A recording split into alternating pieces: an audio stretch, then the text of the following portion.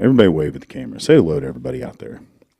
Hi, world. Hi, world. Everybody that's watching, this is the Talking Energy Show. We're blessed to have a podcast studio inside of Trace Management. They're an oil and gas engineering firm. They do, of course, engineering projects, and they run consultants through their company. So if you need anybody out there on your projects, look to them, or they can do the projects. We're here today with my friends. As always, I just want to introduce amazing people that I get to meet and their companies and what they do, and talk about their stories, and hopefully shed a little bit of light on the amazing things that our industry does. Let's go around the room and introduce ourselves. Introduce yourself. My name is Phil Owens.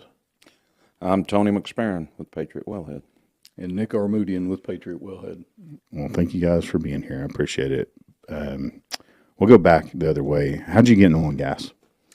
No, that's a good question.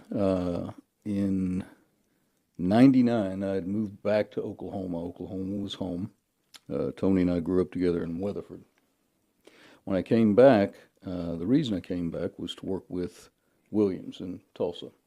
And at the time, Williams was a prominent player in the pipeline industry and the production side, also telecommunications. So the tech side is what brought me back.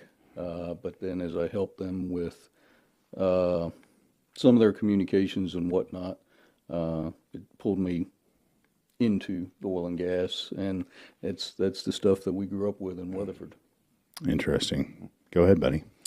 Well, it's all I've ever done. I got out of high school in May of 1980. A friend of mine that had graduated the year before came in the place I was working and said he needed a hand that night, and like a dummy, I said, I'll go. And so I've been there ever since, 1980. What was the first company you worked at?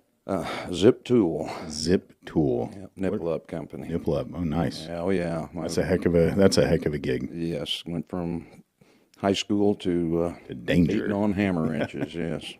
Hey, man, without them, our industry would suffer, right? Oh, yeah. Oh, yeah. What about you, Phil? How'd you get in oil and gas? It's I'm not going to tell that story. You don't have enough time. But I went to work in '77. Went to work for a division of Baker in the mud business. And one thing led to another, and led to another, and led to another, and here we are today, 40-something years later. 40 years in oil and gas. Mm-hmm. That's a legacy. Yeah. You've seen a lot, and you know a lot of people. I've seen a lot. I've worked worked on the North Slope, worked in the Rockies. I never worked offshore. I always wanted to go offshore. My whole career, they said, Owens, we don't have an ocean up there. You can't go to the OTC, so you're going to have to learn to do things up here. Gotcha.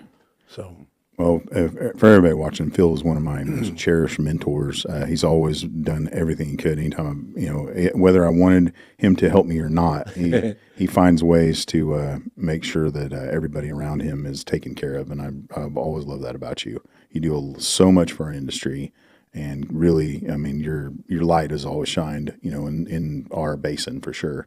If not, I mean, everywhere you go, everybody knows you. That's pretty hefty. I'm appreciative. Thank you very much. Yeah, always impressive. Well, so where was your first company at? So the Williams? That was, or was it? In terms of working in this industry, yes. So Williams in Tulsa. Williams in Tulsa. If you... what's the communication part of that? I was interested in that when you said that, because I actually came from, my first real job was more Marconi, and I did I was in the basement of Williams at one time, installing batteries. I was very curious about, how you jump from, that to the Williams side of it. They needed IT guys. So there's a lot of aspects to it. Yeah, I'm just always curious. Without going into a deep dive, most of what we looked at were their telemetry systems. So again, being a midstream company, predominant midstream company at that time, that was their focus. That's where the challenges are between the E&P company itself, the producer, the production company, and the midstream company. But there were other aspects to it. And Williams was... So early on adopters of understanding just how vital technology in the future was going to be. And data. We could do a separate podcast on how technologically advanced Williams truly was. Yeah. I'll give you one quick anecdote. all of the NFL stadiums, the Democratic, the RNC, when they have their events, the Olympics, from the 80s, Williams was the preeminent company because they got so good at the communication side that would carry and broadcast all of this information. So this was all being done through Tulsa, Oklahoma. So yes, it started with pipeline, but they were very ingenuitive, and I was glad to be a part of it. Man, they still are. It still are, and that's a lot of that has now come into Devon. Yeah. The WPX people that came over to Devon are fantastic people, and they bring a lot to Oklahoma City. We were very blessed last night. We, in our area, we have AADE, SPE, IADC, the Natural Gas and Energy Association of Oklahoma. Man, I don't want to miss out on anybody. API, of course. We're on the board of API. APG. I was saving the AAPG. On The landmen. the Petroleum Alliance of Oklahoma. Is one of the organizations that was, again, another advocacy group. We all got together last night, and we had, we're just quarterly, we're all going to try to mingle the groups and come together, see how we can help each other, and of course support the industry. And Clay Gaspar came and spoke at the event, and man, what a speaker always, and he knows I'm trying to get him in here at some point too, but so I'm going to butter him up in this, but he had a lot of very great answers to a lot of tough questions even. And part of that was tax on oil and gas right now on the digital side of things, the infrastructure side of that. So I'm always impressed by the technology of our industry and where it's going. I think we probably bring a lot of leading technology to the entire world because of all the people working on it. Without a doubt, it's what you see in the evolution of this industry worldwide is all predominantly developed from the U.S. Yep. And that's under the ground, above the ground, transport, all of it.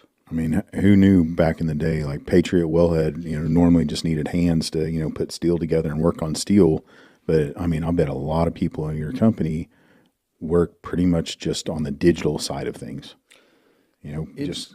Not a lot, but I mean, like, there's a lot. You have a combination. The fundamentals are always going to be there. Yep. Right. And again, Tony's the expert. Right. He's he's done it all. He's done it all in every basin, at least here in the U.S. But pressure, formations, those fundamentals don't change. You've been there, done that. Yeah. Well, tell me all about Patriot Wellhead. How did the company get started? What is it? What does it do for those that don't even know what a wellhead is? Explain as much as you can about Patriot Wellhead. Where you're going? Well, okay, Nick could It's a probably lot, answer right? all this better. But I just threw a lot out there. Like, hey, tell me where you're at now, where you're going. But Nick and I started Patriot Wellhead in 2015 early. The company itself actually started around 2013. 2013, yeah. And we started in a little rental building out in El Reno, working elbow to elbow out there trying to get things done. And when we bought this company, we had no customers, had a lot of inventory and a lot of bills. Wow. And so we went out and we got customers. We were very fortunate. I mean, I have been in the business for a long time and people do know me. So we built our business from there, bought a facility in Oklahoma City, bought another one in Gardendale. And That's Gardendale, Texas. yeah, Right. Gardendale, Texas, sorry. And we have every intent of continuing to grow. We're facing the same thing, in the market, right? I mean, our company's gone up and down. We had over 50 employees 3 years ago, and we're not quite that large now. We're down to about 24, 3 or 4. Mm-hmm. Looking to expand a little bit. Everything's picking back up. We've had a lot of inquiries lately. It'd be nice to see all these guys pull the trigger on everything. Sure. But we're looking to grow, but we are basically a Permian, Oklahoma company right now. Not that we're not open. Nick and I do everything ourselves, so it's kind of can't get spread too thin. What is the secret to that longevity so far, do you think? Well, good service. I mean, wellhead business is pretty much a commodity item, Sure. right? Everybody can supply you pretty much the same product. Okay. It's all about being able to take care of it, solve problems.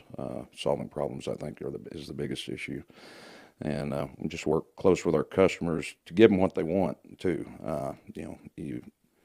You've got to get to know your customers, and Wellhead, we start on the drilling side, but the reality is we need to know completions and production, what their game plan is down the road. So initially we're selling the drilling, but we've got to satisfy the other end too. So just mainly that's it. I think we work real hard to tailor the solution to fit our customers across the board. Maybe just for those that are hopefully watching, we talked about this at lunch. We always hope that people outside of oil and gas are curious, or those that are in oil and gas that don't know this side of the business. What does a wellhead do? Okay. Well, Well, explain it to my 5-year-old. okay. Well, and of course, when they drill a well, there's actually several strings of casing, several strings of pipe and tubing. So wellhead is the piece of equipment that suspends and isolates each string of pipe as it's running the well.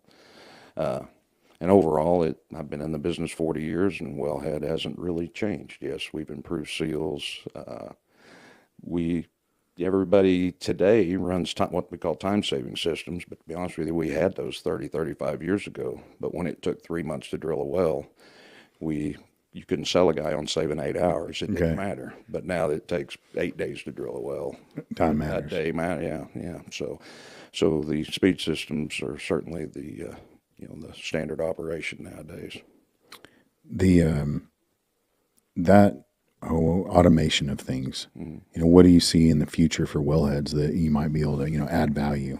Well, I think it's way down the road, but like I said, well, it hadn't changed for us in 40 years. Sure. I think there's a potential for for new material, basically. New You really can't change the system. It's to hang pipe, so it's all going to have the same function. But we're still using 4130 and 4140 steel. I think that's going to be the way to go in the future. Hopefully there's better materials out there. Metallurgy. Yeah, different rubbers. Right. That's great. What how many employees do you guys have right now? You said 20? About 24. Right? 24. That's good. So what's most of their functions, do you think, as far as operations go? We're about half and half. I guess I'd have to divide that into thirds. We've got, office personnel, which Nick and I, and a couple of admin. We got a retired lieutenant colonel who he does it all for us. He's our safety, inventory control, and our HR Emphasis on safety. Hey, you know what? Let's have a little safety moment brought to you by Night Fire Specialists. Guys, if there's any kind of emergency right now, you guys just take the door right there and go to the right, and then go to another right, and you'll be out the front door. So there's our little exit strategy. Excellent. Right? And pull the fire handle as you're going out. I don't think we have a fire handle, but we do have like a fire suppression system brought to you by Night Fire. See, plug away. Anything you want. I know a lot of you guys are pitching into the AADE clay shoot coming up, which Phil and I are part of that, and you guys are going to give us all water. So there's another safety moment for you. Keep us hydrated while we're out there clay shooting. Do keep hydrated. You guys clay shoot? Are you putting a team in too? No, we're not, because again, as Tony said, as much as we love it, Yeah. we're not. You want to be out there mixing it up with everybody. We tend to try to do something well when we get engaged, and we're really there to support the ADE. We're going to bring a friend of mine who's probably the top gunsmith in Oklahoma. Oh, nice. Who's gonna be there to help out anyone who has questions or has problems. And we're going to meet some of the new young people that have come into the industry that we haven't had an opportunity to meet yet. So that'll be our focus, and so we're going to sacrifice our time shooting clays, but it'll be a good time. Patriot Wellhead will be well represented. Yeah, well, I knew that because you could like put your logo on every bottle nowadays, right?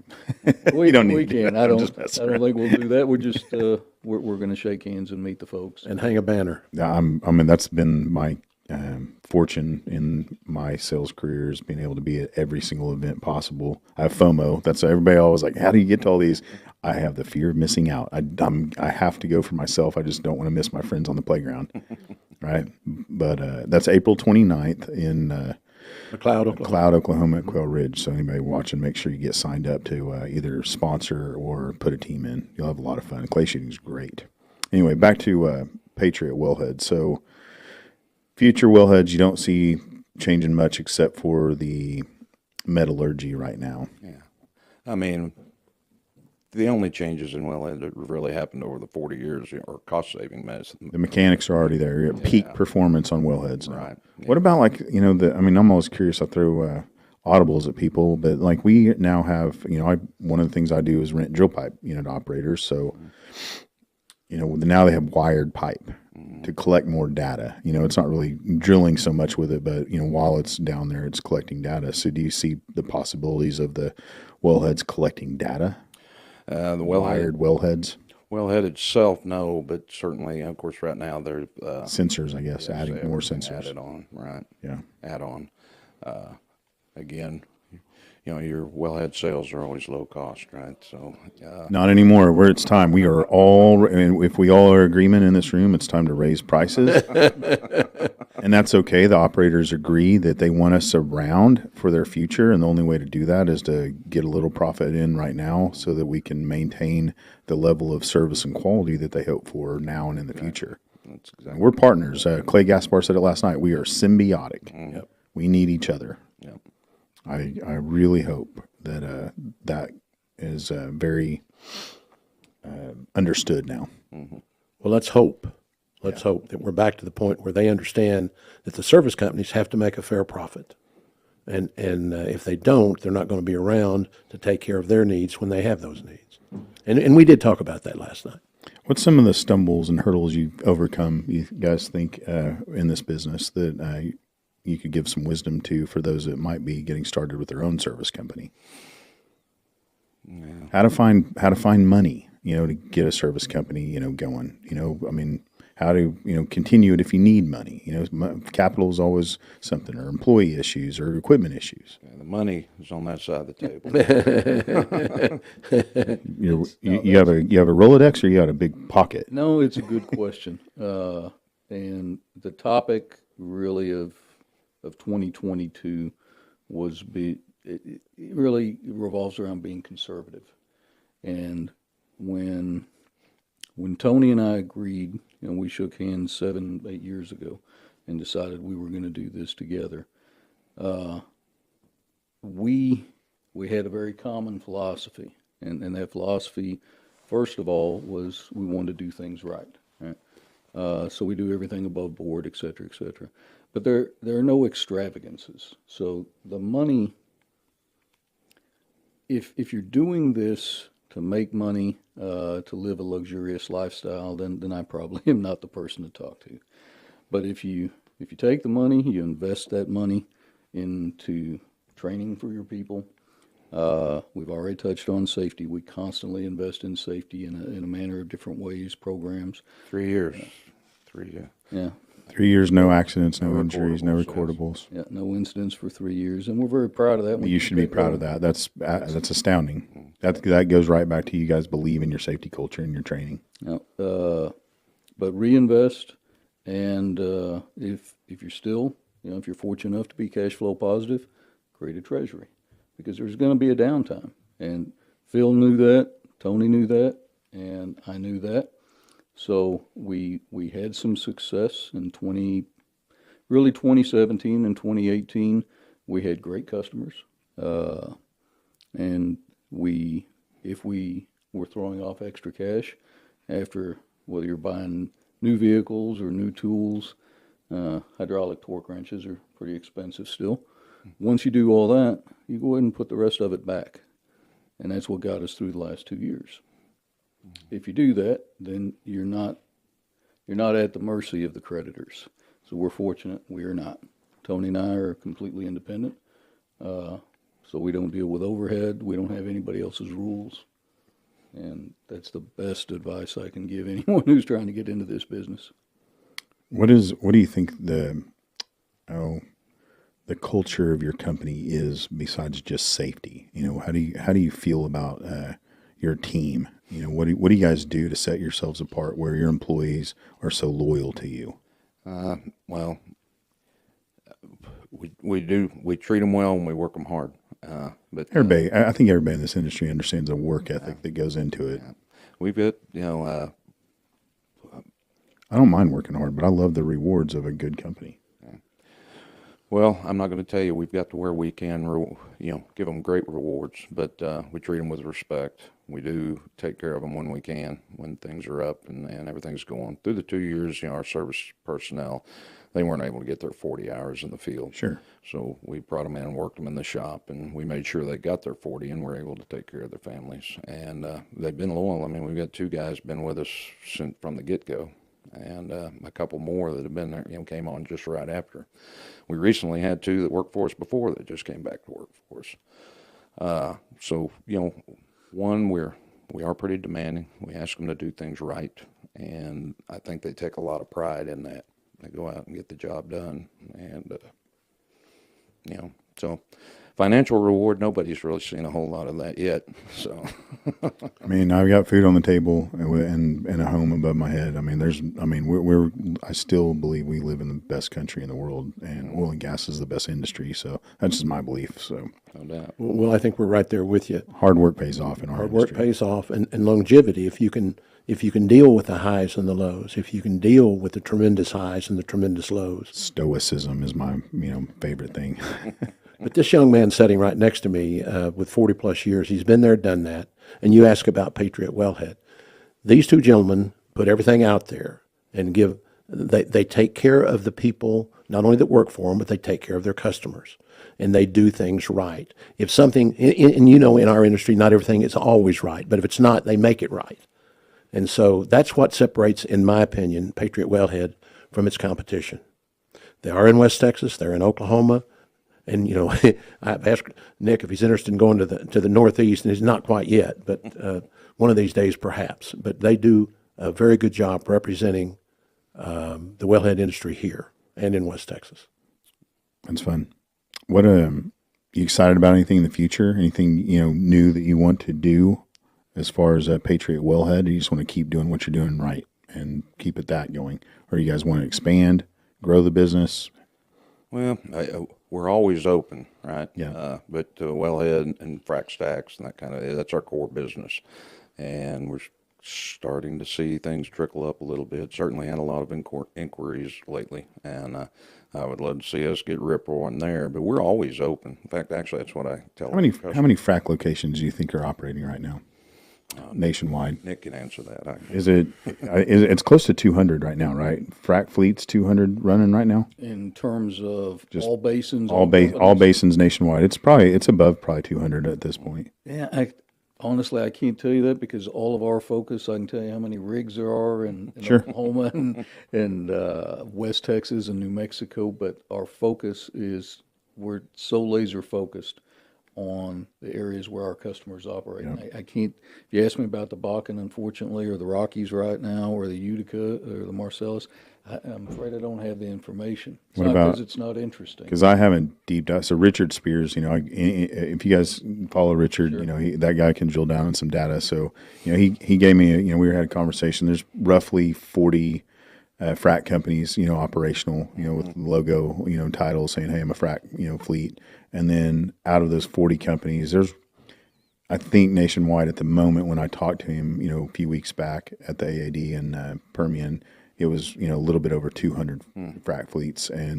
But I've not divided that up and, where they're all at. That's probably a pretty good guess. I don't know, maybe you know the number, Phil, but I'm going to assume right now in terms of rigs, we're probably somewhere around when it comes to wells that are, that are going to require completion with hydraulic fracturing. I'm going to assume we're 600 plus nationwide. Yeah. And you're probably going to be somewhere 3 to 1. 3 to 1. That's a good number to know. Most of those, almost 50% of those rigs are in West Texas. Yeah. Do you think that 3 to 1 number stays around that because just the number of people that they can recruit to go out, or do you think it's an equipment shortage? The old fleets aren't. I mean, I talked to one guy. He's like, we're not running some of our old fleets. They've sat there too long. They're not operational really. It's cheaper instead of getting them operational, their old fleets. It's cheaper to build a new fleet. There is some of that, but again, we touched upon innovation earlier, and procedures are where a lot of the innovation comes from. And again, it begins in the U.S. and then all of a sudden you'll see it in the Middle East or South America or whatnot. I'll give you an example. It was very common to complete wells one at a time 7 to 10 years ago. Tony, I'm not going to mention the names of our customers right now, but Tony is, his voice carries a lot of weight with engineering groups, and he'd worked with them and told them how they could optimize, and zipper fracs became more common, right? Typically 2. Oh, wait, The don't first- give me credit for zipper fracs.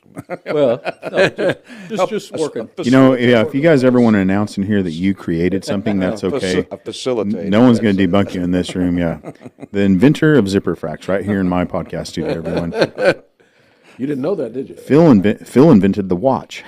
I did, right here. You can see it right here. First one ever. No, they don't teach a lot of the applied stuff sometimes in our universities, right? So you get younger engineers, and they know what they've learned in the classroom, and if they're fortunate enough, and often they'll get some of this, Internships, get out they'll get some of that, or they'll what we'll call schooling or learnings from some of their superintendents out in the field. But more often than not, they might bring in, if they talk to us, they'll bring Tony in, lunch and learn, and it's through that we, as Tony said, we facilitated some methods of optimization. That's picked up now, Matt. So one large Oklahoma-based operator, the first completion job they put us on, it was 10 simultaneous fracs. Right? It was kind of one pad, but really across 2. So they're still the same valves, right? The spools are longer, and there's a lot more of them, but it's really how you apply it, and that's the innovation in the protocols and the methodologies. So now you go back to your ratios, all right? I can't remember. Was that 45 days, 60 days, 90 days? It's been 2.5 years we did that one. Yeah. But again, it's from time of start to finish, start to from finish. when the pump started running. Right. But that's one frac crew. That was 10 wells. All right. So 3 drilling rigs too. yeah. Wow. Yeah. So typically the AFEs were kind of 2/3 of the AFE was on the completion, 1/3 was on. I'm not in the. You're not in the operator seat, not in the but you've operator seen seat, but- seen some numbers, right? Yeah, and so they're always trying to optimize. And the more we know on our side, on the service side, the more the operators share that information. That's why they share so much with us. We're better partners for it. It's a great point. That's a great It point. is. The communication is everybody wins. Not only does it make it more efficient, it makes it safer, and everybody's happier. When I know that they're going to be on a well site for 30 days versus 40 versus 60, and I'm a good partner with them, I can also look at okay, well, I have to scrape by, at times we've been, hey, I need 10% profit this year to scrape by. But in the future, I'm going to need 30 so we can get back to whole, whatever it might be. But with their numbers sharing, we get to make those decisions on, okay, well, we want to grow with your company. We're willing to take less per well, but of course, over time, this is really going to help, be beneficial to both of us. No doubt. So operators continue to share as much as possible with us. We want to help. Anyway, sorry to interrupt. Go ahead. No, so the net result is we, as an industry, right, and again, in West Texas and Oklahoma, I think this is where, so much of the innovation, without going into a history lesson, really began. I love history lessons. Go ahead. Well, so much of it actually began in the Barnett with what was, Mitchell that became Devon. That's, if you want to talk about unsung heroes, there's some people there that maybe they don't know the name of George Mitchell, but the reason we have an abundance of energy here, and all this was done in, in our backyard, right? So the idea of good production from shale really came from Oklahoma and Texas. Mitchell had a lot to do with it. Certainly Continental had a lot to do with it. So On and on and on. I mean, yeah, consolidation's happening right now. Clay Gaspar spoke on that again last night. We probably need more consolidation than we even thought we needed, just because there's so many operators competing for the same rock and the same people and the same, everybody's competing for all the same stuff. So throughout our industry, we may be taking a look at more consolidation, but boy, I love independence as well, like you guys. now very much so. It's on the service side, and specifically in Wellhead, there were some great American names, right? FMC and Cameron and GE, which was Baker, but that they don't exist anymore, right? Patriot is actually for Oklahoma. We're an Oklahoma headquartered company. We're the only one. Cameron and FMC are European now, and GE no longer exists in this space. You're the only American wellhead company. No, Oklahoma.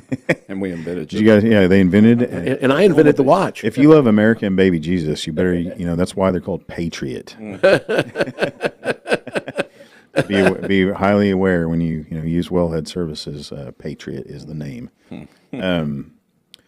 Since you're independent, can you do interesting things? Like, has anybody ever come to you? And I don't know if you did it or not, but I know I've been approached before. Would you be willing to discuss terms instead of cash for your invoices, interest in the wells? That's a great question. There's been times where people are like, hey, look, we don't really have enough capital to pay your invoices, but once these wells come in, you'll be a part of them. Is that an offer? Yeah, absolutely. Sure.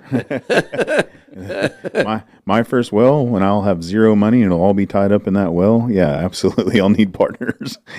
No, There's just so many ways we could, continue to help each other. There's young engineers out there that may this last downturn, taught me some neat things. These petroleum engineers, they got a lot of gumption, and some of our friends that got laid off from some of the bigger operators, they went out and started their own. They went out and bought some old stripper well, and they know what they're doing enough to where they're just danger enough to go, hey, I'm going to buy that well, and I'm going to turn it from 2 barrels a day to 4 barrels a day and get the gas off of it and start a Bitcoin mine at the wellhead as well. I'm going to take this trapped gas, and now they got Bitcoins and some oil. I read that. I read that this morning. They're going Exxon was doing that. Yeah, they're going to do number 2, number 3. They turn 4 into 8. I mean, they'll go work at Taco Bell and use their well money to buy more wells, and they'll pay themselves off of whatever else. But good. Guys like that are like, man, I'll do anything. Like, I'll figure it out to help you. At least they're working, right? And we Doing all, what they love. Yes. well, for me, it's a matter of national security. Really, like, why would we ever want to turn off a well? But big operators, those old assets that are stripper wells, that's a liability to them, and it's not enough production to be worth their money and time for their resources. But for younger guys like that, you don't have to. Our industry doesn't have to go and plug those wells. We can take guys that like, hey, we'll give these things away if you'll go out and make sure that they're operational and not environmentally damaging. There's so much. I mean, every time I turn around, that's why I have people in here to like, let's find out every possible thing about this industry and make it better together. So to answer your question, you have in your studio the board of directors, right? And we like new challenges. We're open to new things. So sure. There you go. You heard it here first. They will invest in your well somehow, some way. Absolutely. If anything, with your knowledge and your wisdom. Phil knows very much, and I approach him oftentimes with good and bad ideas just to see what he thinks. Our industry, you've seen it. I'm sure you've seen the our own great reset, our turnover, Crew change. the great crew change here in our industry. We need wiser, leadership that has been around a while, so that our ups and downs for us, like, oh my gosh, this downturn's worse. And you go, it's not. There's this other one, and this other one, or this is the greatest thing. I'm going to go out and spend all my money. No, don't do that. I've seen some things, or is this safe? I mean, just little simple answers like that. I always rely on people that have been around longer. It's terrifying to me how much the brain drain has gone on throughout this industry. You have to see it too. Yeah. Well, I don't have a lot to add. You said. Well, we throughout my career, we've gone through any number of great crew changes, if you will, and downturns. Prior to my career, the people in the late 50s, the mid 50s. I mean, there was a period of time early after I graduated from college that I taught and coached, and never went to school to teach and coach, but I taught and coached. And it was amazing how many of the science teachers were geologists and or engineers or people who'd worked in the energy industry who lost their jobs and they wanted some stability in their lives, and so they went and taught school or whatever. So every time this happens, we go through this, and what we lose from our industry is tremendous. And we have to go reinvent the wheel again. Mm-hmm. So we have to take these young engineers, and if we've got data left from some of these wells that we drilled years ago, then they'll look at it. Sometimes they can use it, sometimes they can't. If not, they're going to make the same mistakes, spend the same money, and do the things that the people have done before them. And while that's a learning curve, I can't say that it's necessarily a good learning curve. It's a rough one. So right now our industry is really challenged with many things: tubulars, people, investment capital. So it's going to be interesting to see where we go from here. You touched on energy independence, and we're here to talk about Patriot Wellhead, not necessarily the political environment that we're in. However, well, if you use Patriot Wellhead, you're contributing to energy independence. Well, that's true. You certainly make a better well. Yeah. I love that. You're going to make a better well. Put that wellhead out there. You're going to make a better well. I'm glad to hear that. Yeah. You might as well. You don't even have to drill it. If you just put a Patriot Wellhead out there, it does it all on its own. Yeah. So it's going to be built-in fracking. Can we work a deal? I'm inventing new technology for you. And it's his fault. Yeah. He said he was coming in here today. Yeah. No, the situation that we're in and how it's going to affect our future moving forward. Richard Spears talks about the ICE. Remember what that is? The internal combustion engine. And for as long as I live, and probably my grandkids and their grandkids, there's going to be internal combustion engines. So we're going to have to deal with these issues. As Clay Gaspar said last night, I think our industry is all in favor of renewables. They're all in favor of other sources of energy in conjunction with fossil fuels, because you're not going to be able to do those without fossil fuels. Mm. So he talked about the amount of energy that it takes to create the renewables. Where does that come from? Fossil fuels. Yeah. So we're just as much as part of a renewable resource. That's correct. Anyone else is. That's correct. And these people have a tendency. These people, I'm going to get in trouble for that. They're the folks that are uneducated as to the energy literacy is what we're after. Energy literacy, yeah, are going to have to understand what it takes to get us to move forward. Mm-hmm. Hey, I mean, I'm going to go in the weeds here, but this is one thought that I've talked to people about. Honestly, oil and gas is a renewable resource. Our Earth does have a core that's constantly chewing up rock with molten, lava. And guess what happens when you do that? When you burn anything, there's oils and gases that escape what you burn at high temperatures, right? So somewhere, somehow, there will be new reservoirs of oil and gas around the globe. Well, we have to find them. So there's people that I've talked to that are like, if you really want to be honest about it, oil and gas is renewable. Well, okay, I'll buy that, but there are vast deposits. I have to I'd be careful about using that term, but there are deposits of hydrocarbons throughout the world that are available, but it's purely based on economics. Mm-hmm. It has to be justifiable to go do it. There's tremendous. I'm trying to think. 1980 1979, 80, Tenneco drilled some wells offshore, I think Rhode Island, and had very, very, very wells that had great potential. But because it's not in my backyard, and you're not going to set that platform off there where I can look at it, none of that ever came about. I believe there's been some exploratory work off of Florida on both sides. Oh, I'm in. I'm going to go oil and gas Florida. Sign me up. Well, you know, they actually drilled some wells in Hawaii. I actually know some people that went over there and drilled some wells in Hawaii. Now, they turned out to be geothermal wells, but they actually drilled those wells, and they had success. So we have alternatives, but they still need our industry.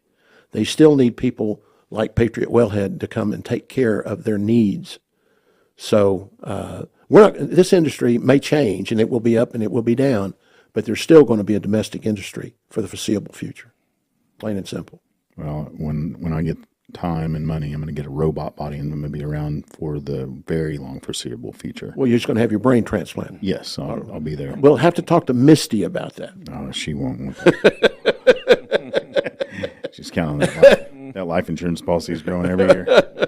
What's your got a new question. What's your biggest win? What's the one you hang on the wall in your head of like, hey, this is why I do this every day? Like, do you have anything that just pops in your mind? Like, man, that was just the greatest day I've had in my career so far. Today, Matt Hill's podcast.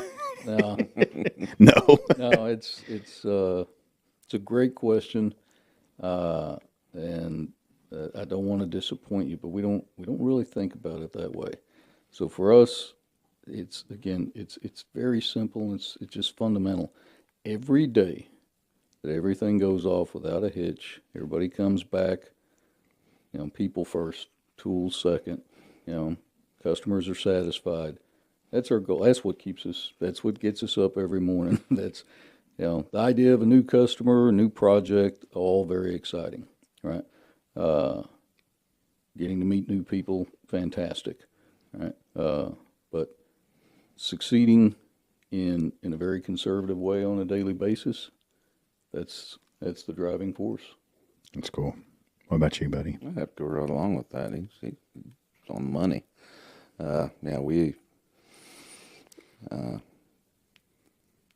Hitting our 3-year mark on the safety thing. Hate to bring it up again, but No, that's I'm very proud of you guys for that. Yeah, that was a celebration. we all in this room care very much about our people that we work with.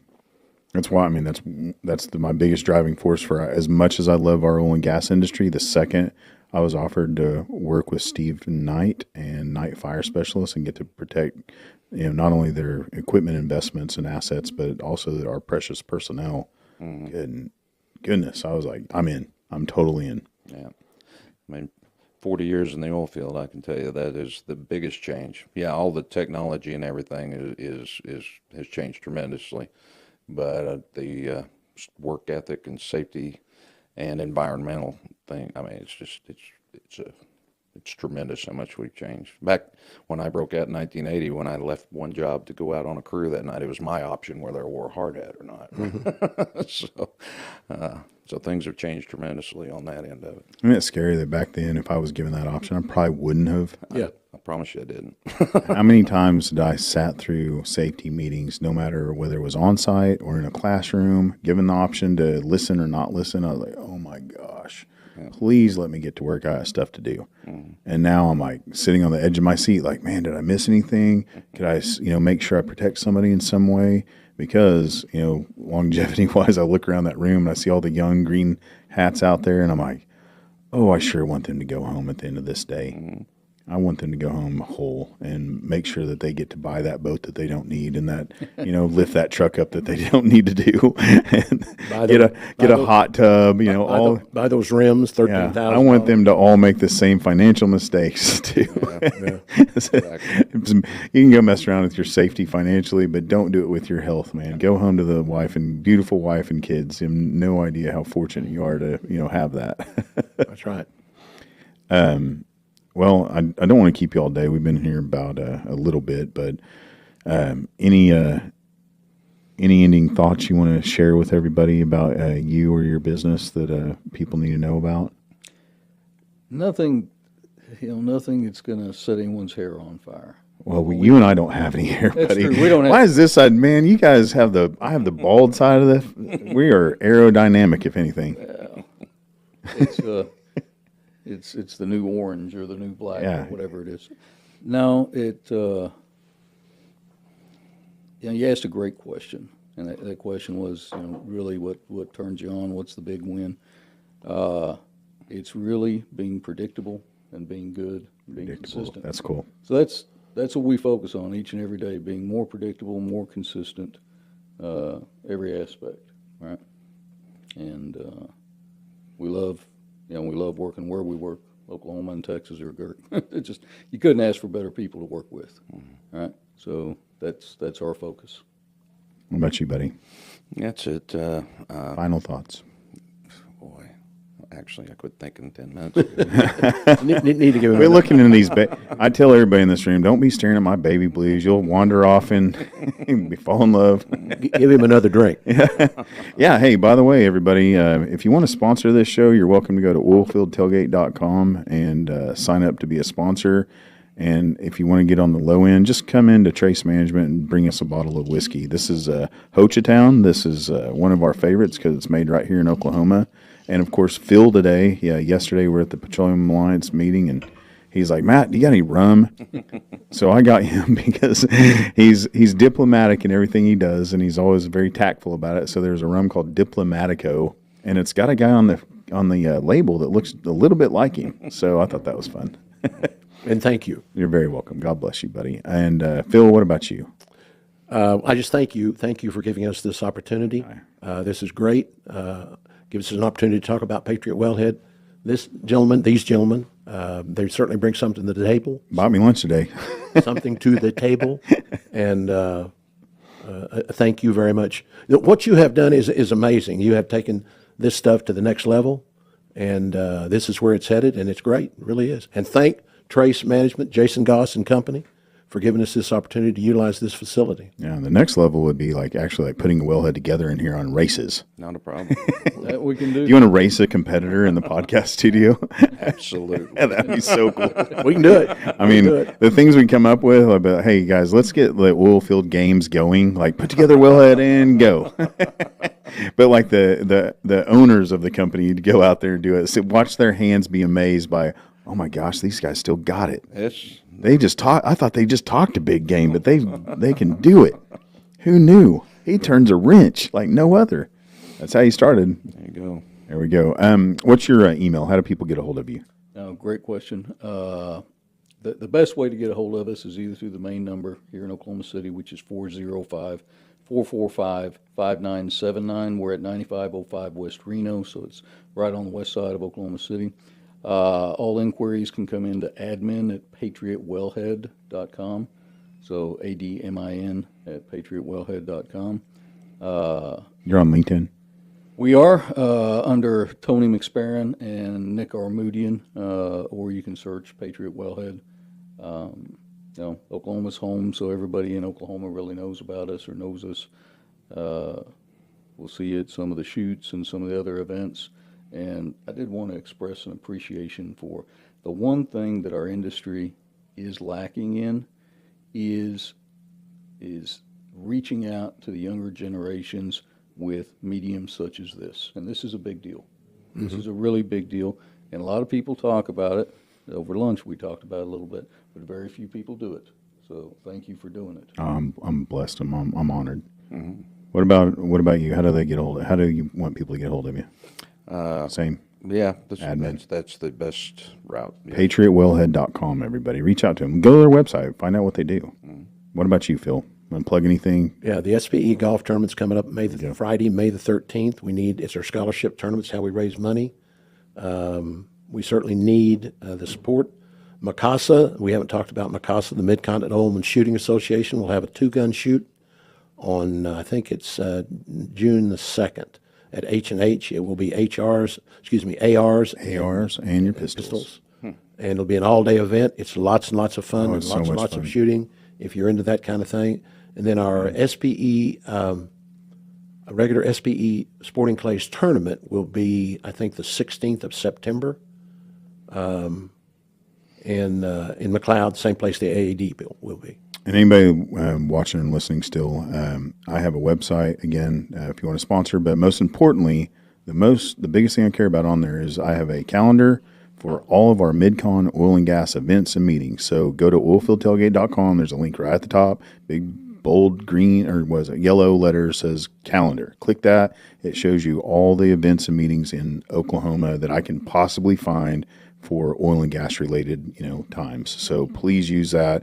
And if I miss anything, please reach out to me through there. Sign up on oilfieldtailgate.com and be a member. And I'll make sure I try to get a newsletter out once a month if I possibly can. And of course, follow all the social media platforms. This thing's going to be everywhere once again.